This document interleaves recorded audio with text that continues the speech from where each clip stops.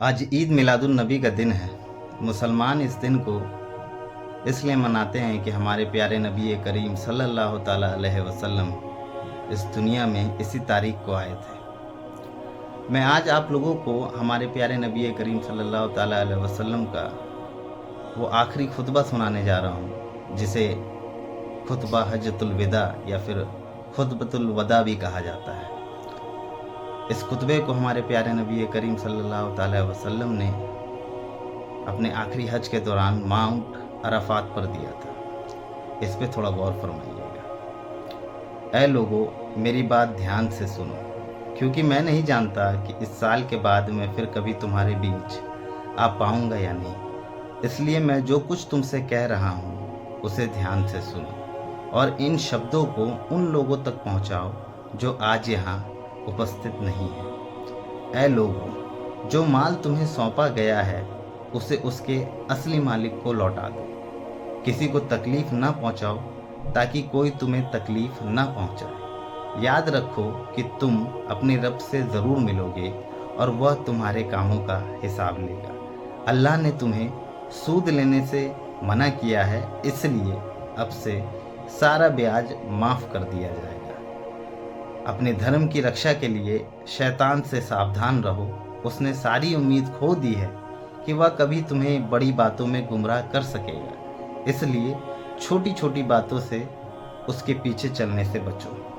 ऐ लोगों, ये सच है कि तुम्हारी औरतों के मामलों में तुम्हारा कुछ अधिकार है, लेकिन औरतों के भी तुम्हारे ऊपर कुछ अधिकार है। याद रखो कि तुमने उन्हें सिर्फ अल्लाह के भरोसे और उसकी अनुमति से अपनी पत्नियां बनाया है, इसलिए अपनी औरतों के साथ अच्छा व्यवहार करो और उनसे अच्छे से पेश आओ। ऐ लोगों, मेरी बात ध्यान से सुनो। अल्लाह की इबादत करो, अपनी 5 वक्त की नमाज़ें पढ़ो, रमज़ान महीने में रोज़े रखो और अपना माल ज़कात में दो। यदि आप खर्च उठा सकते हैं तो हज भी करो। सारी मानव जाति आदम और हव्वा की संतान है।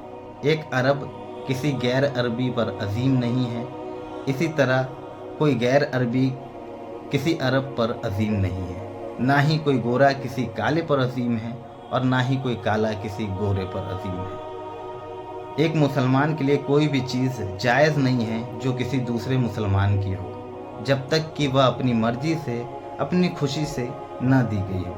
इसलिए अपने साथ अन्याय मत करना। याद रखो कि एक दिन तुम अल्लाह के सामने पेश होगे और अपने कर्मों का हिसाब दोगे, इसलिए सावधान रहो। मेरे जाने के बाद नेकी के रास्ते से मत भटकना। लोगों, मेरे बाद कोई नया नबी या रसूल नहीं आएगा और कोई नया धर्म पैदा नहीं होगा। इसलिए ऐ लोगों, अच्छी तरह से सोचो और जो बातें मैं तुम तक पहुंचाता हूं उन्हें समझो।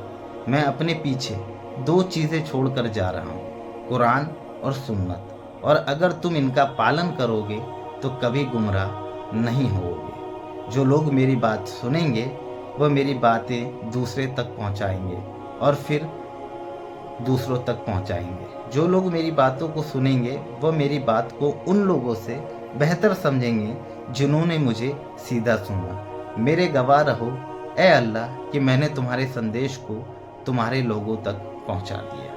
तो ये कुछ बातें वो थी जो हमारे नबी ने अपने आखिरी खुतबे में कही थी।